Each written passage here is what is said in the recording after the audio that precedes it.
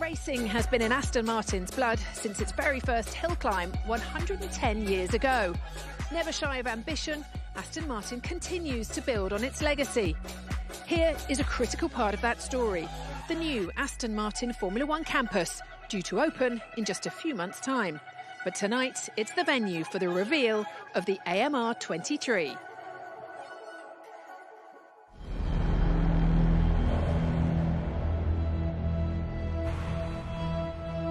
This year is a new chapter for me and for the team as well. It's really the first year that the team has put in place different concepts on the car, a real structure for the future.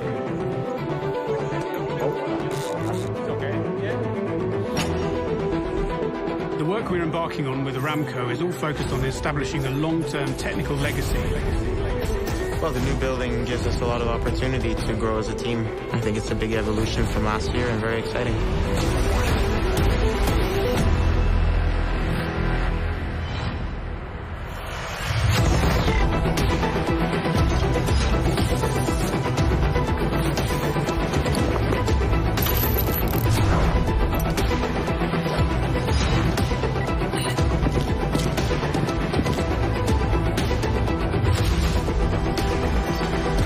Factory is going to be a game changer, and having a partner like Cognizant is invaluable. In the next 3, 4, 5 years, Aston Martin will become a top team for sure in Formula One.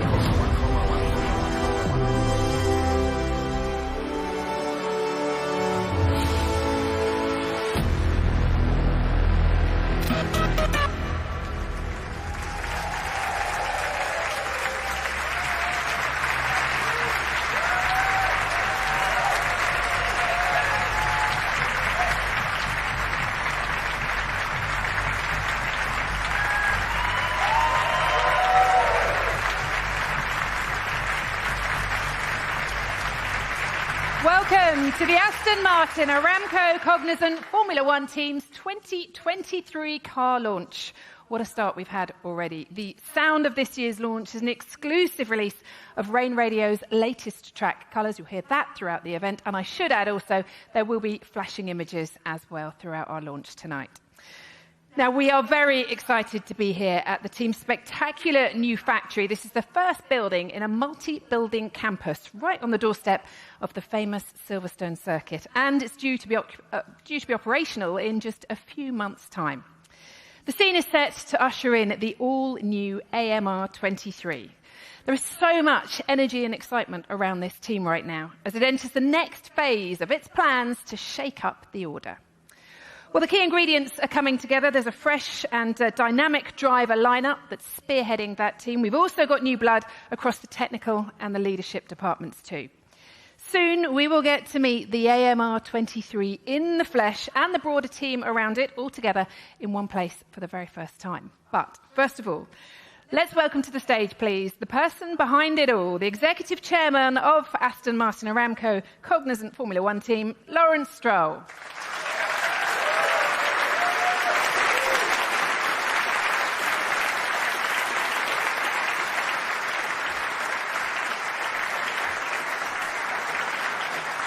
Lawrence, it's great to see you again. First of all, how's your winter been? Busy, I guess? Very busy.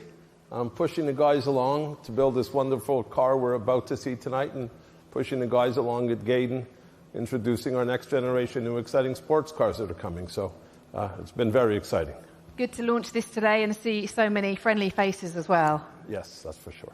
I know you've said recently you've never worked so hard as you have on this project. Just explain to us why this is so important to you and what's behind your vision.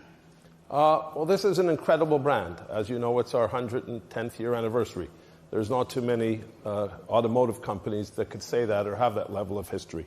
And this was a project I embarked on a few years ago to create the, hopefully, one of the greatest Formula One teams that will be. And the building, as you rightfully point out, is one step. The people are another step. We already had 400 very talented people that punched above their weight before. We've basically doubled that head count, and we've added this incredible facility. Nothing like it in Formula One today. It's state of the art and doesn't compare to anything else that exists. And we're doing the same thing in the road car side of the business. You know, we've introduced the greatest SUV in the world in our DBX, and we're about to launch all these great new sports cars. So the passion comes from excitement. And when I get excited about something, I get very passionate. And when I get very passionate, I win. This is good to hear. This is good to hear. Also, though, your history with motorsport goes back further than maybe a lot of people realise, and it's really in your blood, isn't it? Your love for motorsport. Well, as a fan, forever. Got involved a little bit in the early 90s with Team Lotus. Understood what to do and what not to do. It was a very learned experience, and some of those lessons I've brought here. But yes, it goes way back. When you bought this team with a vision. We're here in year 3 of this journey. We're in this amazing new factory, and there's been more growth as well, hasn't there, around the team? Can you tell us a bit more about that? Yes, as I've just mentioned, we've basically doubled the headcount. We've already had some extraordinary people in the business. The team was successful before I took it over, but the people we recently brought in with the people we currently had are bringing this to a whole new level. And as I say, looking forward to be fighting for world championships in the future. Formula One, like any other business, is a journey. This will only be our 3rd year in this journey. And as I think everybody knows, whether it's Formula One or any other business, it takes a little longer than 3 years. But the plan this year is to make a step, and next year make another step, and the year after another step, until we're winning and ultimately fighting for world championships. The factory we're standing in right now feels like a real statement of intent from the team. Would that be fair to say? I'd say it's a game changer. You know, you saw earlier today where we're currently working out of. It was over 30 years ago where Eddie Jordan had started. We've significantly outgrown that several years ago. We were actually hoping to build this building a little bit earlier, but due to COVID, we obviously had a couple of years wait. But it couldn't come too soon, and it is a game changer. Everybody will be able to sit together, communicate better. Departments will be closer to where they should be a complete different working environment. And the formula for a winning Formula One team is people, process, and tools. This will be the greatest tools. We already have some of the greatest people, and we'll put in the processes. First ever smart factory as well. Yes, the first ever smart factory in Formula One. That's very true. It's going to be incredible. The imminent future, though, is here. Yes. The AMR23. Under this cover. Under this cover.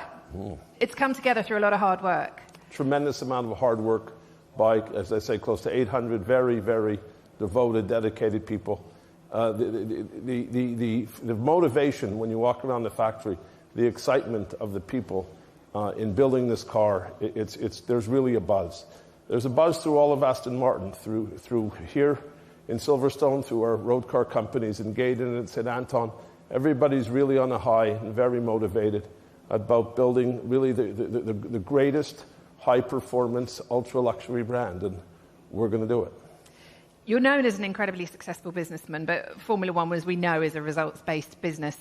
While the team hasn't challenged for titles yet, you've touched on it a little bit there with the ingredients. Do you feel you've got all the right ingredients in place now to achieve your goals? I think we have most of the right ingredients in place. The one ingredient we're missing is a bit of time, and there's no replacement for time. But from a managerial, executive level, from a personnel level, yes, I believe we have all the right people in place. And this building, again, brings a whole new dimension and dynamic to driving towards that success. And we just need to be, which I don't have a great deal of patience required to get to where we ultimately want to be. We will get there. The desire to win is definitely there, that's for sure. You've got a very skilled and dedicated workforce here, haven't you? But you can't take this journey alone. You need your partners. Partners are critical. We have some spectacular partners in Cognizant, for example, Aramco, who not only sponsor but help technically in driving the team forward through the personnel they give us, through the technology that they share with us. No, we have great partners. We have great fans. We have a tremendous following in Aston Martin. And really, since Aston Martin has come back to Formula One, we're going back to our roots, the level of fan engagement and the level of excitement from the younger generation, and we see it through our sales of our road cars. It's significantly improved dramatically since Aston took to the track.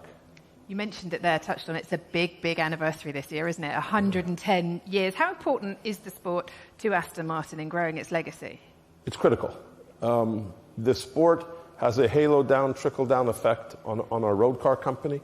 It's also taking the technology out of these cars and bringing them into our road cars. You know, it's Formula One business itself is on fire. The fan engagement is spectacular. It's doing what it's supposed to do, even faster and in spades. It's in its DNA. It's in its DNA. It's bringing the DNA back to what the DNA should be. Technology, racing, performance. Lawrence, thank you so much for talking to us today. Good luck this year. Thank you, Lawrence. Thank you. Lawrence Stroll.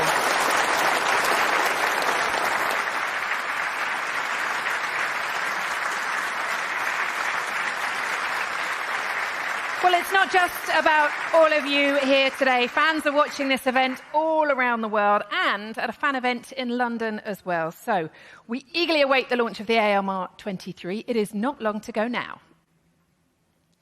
I'd like to welcome to the stage now our next guest. Please welcome Team Principal Mike Crack.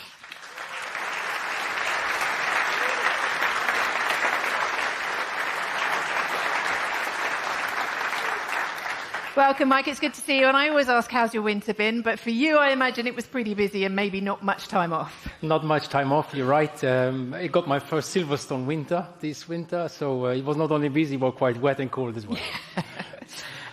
To those who aren't aware, you've got a fantastic history in motorsports. So tell me, how does this project compare? Well, actually, I'm very privileged to be part of this very ambitious project, huge potential. If you see the amount of investment that is going on here, it's just incredible, and it shows the ambitions that we're having. We are only in year 3 now for Aston Martin, year 2 for me, but you see already things are coming together. The will to succeed as well is hugely important. You can feel it here as well. Exactly, yes. Abu Dhabi seems like an age ago. 2023 will be your second season with the team. How are you feeling heading into this season? What's the difference? Well, I think last year we saw that from the middle of the season we really made very good progress. The team is really on a high. We have improved in all areas, and we want to take a next step. We want to take a step forward from where we have been. And we don't know where we're going to end up, but I think everybody has worked extremely hard over the winter on the AMR 23. And we should see what it is, but our intention is to make a good step forward. Technical department's changed a little bit as well. Can you just tell us a little bit more about the setup there? Yeah, we have recruited quite a lot of new people, like Dan Fallows, like Eric Blondin. We have integrated them in a workforce that was already very strong before, and it made us even a lot stronger. We have spoken about the facilities we have now. We are outgrown of them. The new building will be really game changer for us. We will have everybody working together, and we look forward to that. It's an exciting driver lineup for 2023, of course. What are you expecting out of Lance and Fernando? Just pretend they're not listening, it's fine. They're not listening, probably. Yeah, it's a very exciting lineup. Lance is doing his 7th year in Formula One. Huge talent, did really well compared to Sebastian, a 4-time world champion. And it's up to us to give Lance the competitive car that he's deserving. We have seen in the past podium, so it's up to us to give the tool. Fernando, huge speed, determination. The hunger that Fernando is having is really inspiring for all of us as a team, and he has already played big marks. But we have not only these two, we have also Formula 2 champion Felipe Drugovich, we have Formula E World champion Stoffel van Don, and our ambassadors Jessica and Pedro. So I think we're all set up really well for this season, and we cannot wait to get it going. No, nor can I. Thank you very much, Mike. Mike Crack, thank you. Thank you. Thank you very much.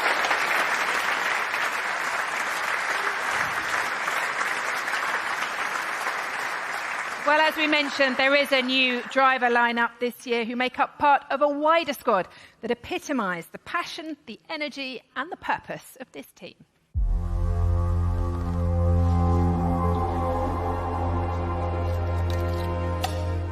Formula One means nearly everything to me. As a child, I never imagined to become a Formula One driver. That was a dream. It's been a big part of my life since a very young age. Racing, to me, is everything because I genuinely have no idea what I would be doing in my life if it wasn't for this point. No matter how many times you drive a Formula One car, the feeling when you are behind the wheel is always the same. It's just of a massive respect of what you're driving. Oh, it feels good. Butterflies, adrenaline, excitement. Yeah, feelings that never get old. As racing drivers, we really like the speed, and something that you can get in a F1 car is something, ridiculous. It's so fast. We love the speed, but for me what is the most important is the competition. The whole team has to have the same energy and has to believe that is possible. Hello, Mike. How do you feel ahead of the season? Very good. Everything is progressing. Well, I'm extremely proud of the team's efforts. They've done an amazing job. And the teams are working desperately hard. The last 12 months in particular, culminating in really the birth of AMR 23. We have you here finally, so I'm quite confident. I hope you are the same. It's so exciting watching this team grow from relatively humble beginnings to what we're looking to achieve in the next few years. We're all massive Formula One fans. I'm still a fan. I love my job. It's much bigger than all of us. The first thing that as a driver you need to understand is that you are one more. You are part of a team of 1,000 people nearly, that every one of them is important. We all are a very motivated group of people, and the only way that we're going to win races is by working together. This year is going to look so much better. Everyone is so passionate to want to win. I think this team has really grown a lot over the last 12, 18 months, and I think it's only the beginning. Believe. That's the word, that's the message. Aston Martin is just so special. It's true heritage. It's been built around a race team, a Formula One race team. There is a strong energy in the team that makes you feel we're unstoppable. Now we're ready for the year.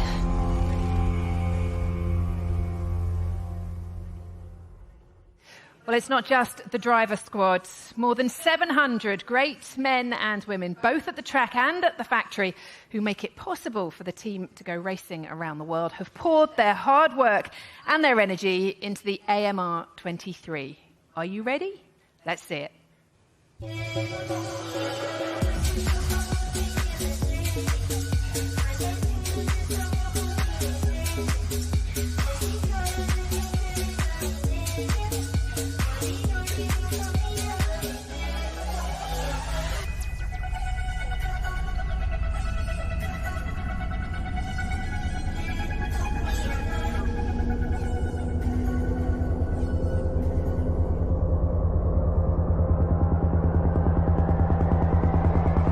Aston Martin was forged on the track, and we're still here at the pinnacle of motor racing, 110 years later. It marks a real beginning of a new chapter in our story. There's new energy. It really seems like the pieces are starting to fall into place. We have left no stone unturned. I'm super motivated. This is probably the biggest project of my life. Supporting each other and trying to improve every day. It's a very exciting time in the team, working so hard every day. It's just the grounding that the team needs to move forward. We've created a collaboration that spans the factory floor to the checkered flag. With the advancements in tech, new personnel, and then of course with the new factory, where that's going to take us in the future is really exciting. A striking car with a striking colour.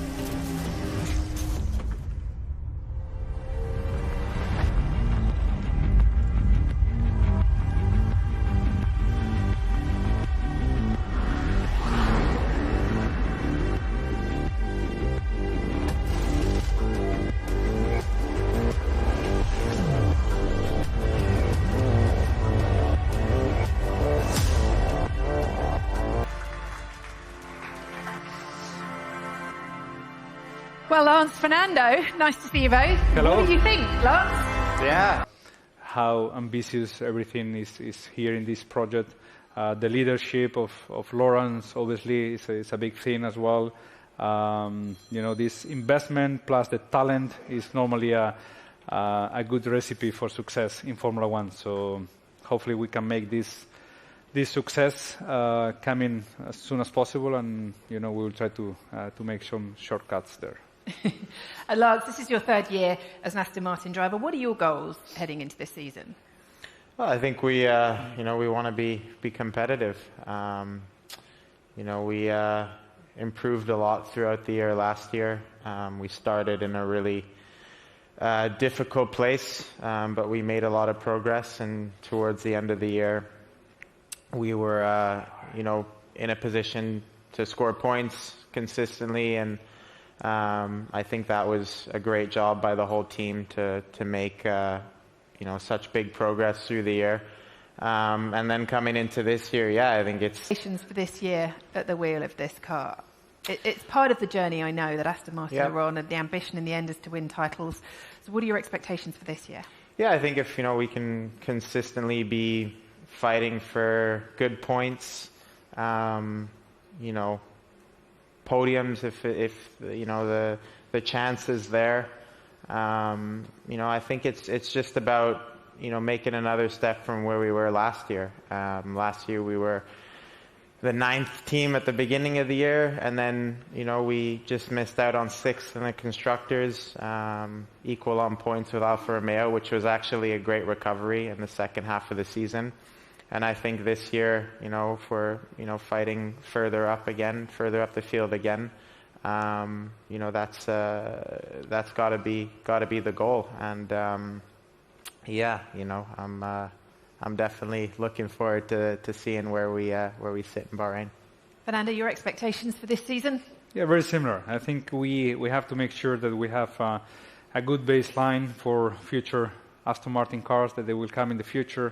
Last year, I think the team went through with some difficulties during the first part of the year, but they had a good second part of the year, so we have to see that progress also into 2023 with the feet in the ground. But we will not be happy with 4th, we will not be happy with 3rd, we will not be happy with 2nd. So maybe we cannot win immediately, but that's something that we need to make sure this car is the baseline for future years. Great stuff, thank you very much. We have a question now.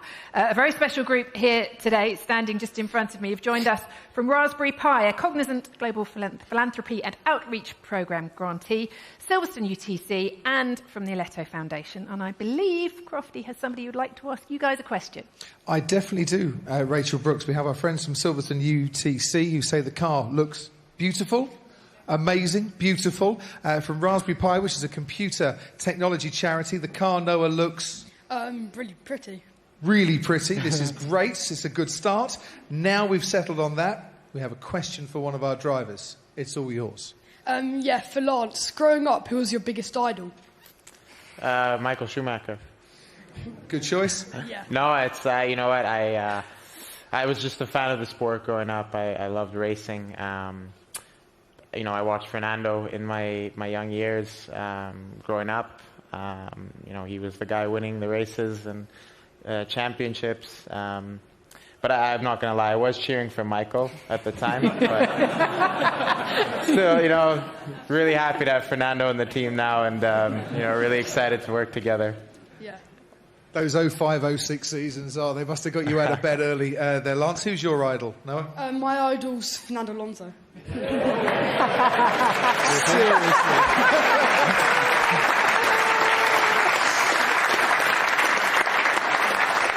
Can we get an autograph later? Of course. Do you still get Lance's autograph? You do, don't you, as well? He'll get yours too. The rivalry begins. Great stuff. Noah, well done. Thank you very much. Thank you, Crofty, as well. Thank you very much, Fernando and Lance. We look forward to seeing you take this beauty out onto the track at testing in Bahrain in just a week's time. And thank you for your time, the time being. Fernando Alonso and Lance Stroll. Thank you.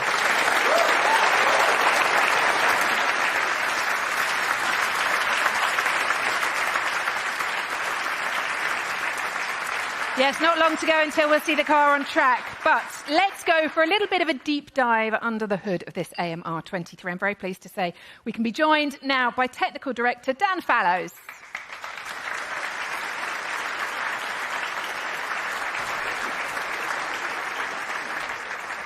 Dan, good to see you. Responsible for delivering this for those in terms of the interpretation of those regulations, and that caused quite a few teams problems in terms of which route they would take with that. So how have the team countered that this year, and how have you adapted to the small regulation changes that have come in?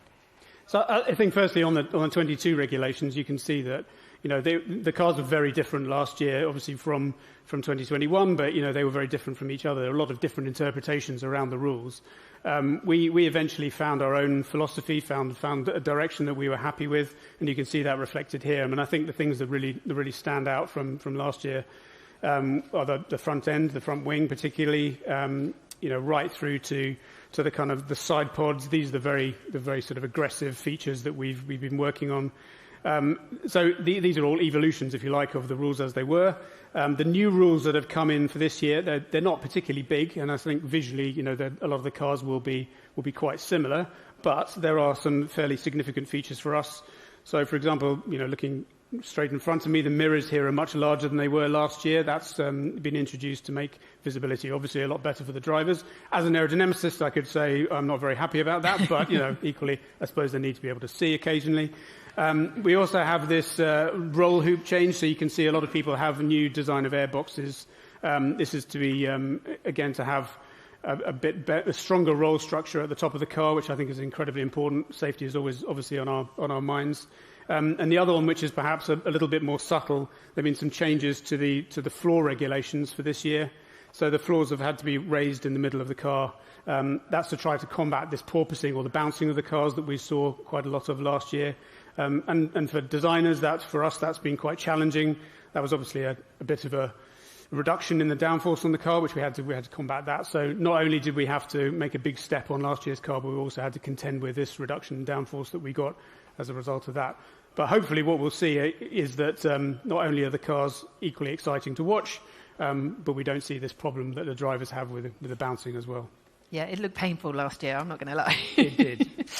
The team's moving here to this fantastic factory later this year. What will this bring you as you continue to try and develop this car throughout the season?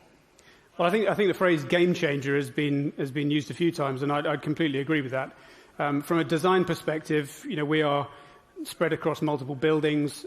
Some of the teams that I don't work with directly day to day, but do work with quite often, are spread out across the various buildings we have.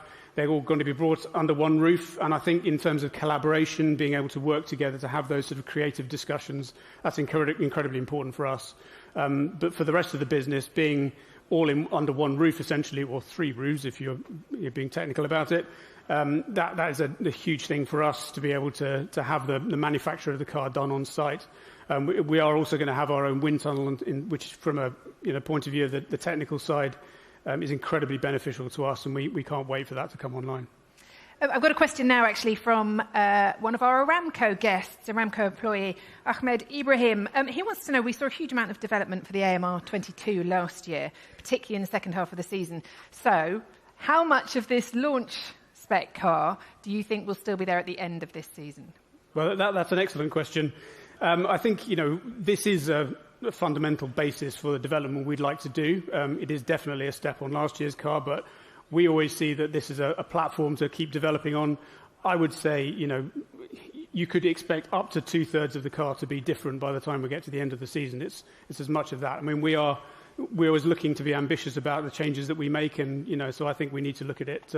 By the time we get to the end of the season, we'd be looking back on this car and thinking, oh, that looks so old now. So we all think your job's done when it gets to launch, but actually it's only just started. Oh no, it's very, very much the beginning. All right, Dan, thank you so much for joining us. Thank you. Dan Fallows.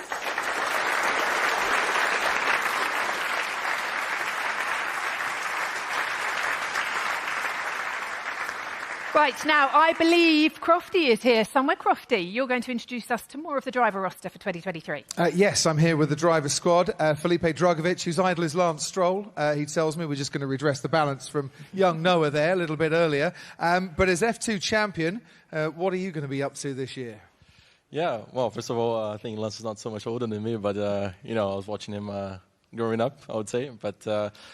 I got this opportunity with Aston this year. I'm going to be following the team throughout most of the races and trying to learn as much as I can. I think that's the main goal for me, and be ready for maybe a future opportunity. You've already been hard at work in the sim. Can you give us any little teasers as to how this car might perform? Well, in the sim, it's feeling amazing. Obviously, a big step forward from last year. It always depends how much the others are going to improve, but I think everything is in a right way to improve. And as they just said, hopefully this is a good platform to keep developing. And last year was 50 years since Emerson Fittipaldi became Brazil's first Formula One world champion. It was the year you signed for Aston Martin. You're the latest Brazilian driver. We want to see you on the grid one day. Brazil wants to see you on the grid one day. Yeah, that's the main goal. I'm working really hard to be representing Brazil there one day. As you can see now, with me coming into the team, we'll have new partners with XP and Porto, I think, helping out the team. Brazilian partners is always good. And I'm working really hard to be there one day, and hopefully I can, represent Brazil there. And whilst you and Stoffel Van Dorn will share the reserve driver duties, Jessica Hawkins as team ambassador and also driver development. What are you going to be doing working with the team this year? Much the same as my previous 2 years. So this is my third year with the team. I'll be working closely with Pedro as well. It's great to be working with some new faces. But yeah, no, it's great to be part of a developing team, a team that are very hard-working, and I'll be learning as much as I can with the team. And it's great to have access to the simulator now. So I had my first go on the simulator last year, which was amazing. So yeah, working hard behind the scenes. How much, and this is now the third year with Aston Martin, how much has that aided you working alongside Lance, Sebastian last year, Fernando this year, Pedro you mentioned, and of course Felipe? Yeah, I mean, a Formula One car is quite different to the cars that I've been racing the last few years, although they're very similar and they take similar pieces from the puzzle. They're really quite different. But there are so many other things that I can be learning, like processes, communication, the things engineers and all the drivers look for in their processes and the way they go about things. So yeah, whilst they're not directly the same, there are so many similarities. So yeah, I can learn a lot. Now, 1998, you were not even thinking about racing at that stage. Yep, 3 years old. Slightly older, 13 I think at the time, Pedro de la Rosa. You were a test driver here at Silverstone for Jordan. Place has changed a little bit since you've come back. Yeah, what are you trying to say?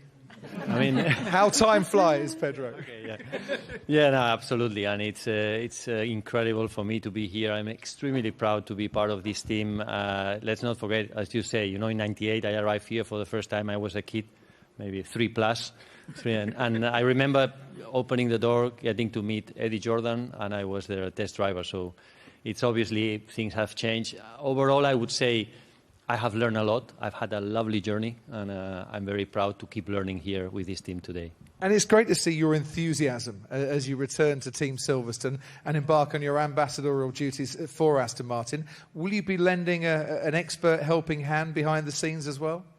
Well, I have to be honest. I think Lance and Fernando don't need any help from me, from an old dog. They're so good. They're so, just above my level, to be honest. So, but in any case, I'm here. I'm willing to help the team in many other aspects like communication, PR, marketing events. So here I am, and I hope to do a good job for them. And you know Fernando quite well. I mean, he's got his arms folded. He's trying to ignore you for the moment. But what sort of a driver are Aston Martin getting for this year and next? Well, I'm glad you asked this question and that he's not listening to me right now. He's a competitive animal, I mean, Fernando is always a reference to all of us, and every day you spend with him, you learn something new, and that's really invaluable. And that's why I think together with Lance, they will be a super strong pair. I'm sure Lance will learn a lot from Fernando. He will grab all that experience in his toolbox and apply it efficiently. So I think that they really will get on very well. They will be a very strong pair, and we will have fun with them as well. I think we certainly will. Now, either the lights are a bit strong here, or you just made Fernando Alonso blush a little bit, because he's gone a little touch red, which could be a world first. He's saying no, but can't deny it on the rosy cheeks. On that bombshell, we'll hand back to Rachel. Crofty, thank you very much. Thank you, Crofty, Felipe, Jess and Pedro. Now, before we finish today, I'm sure we've all been incredibly moved by the terrible earthquakes in Turkey and Syria.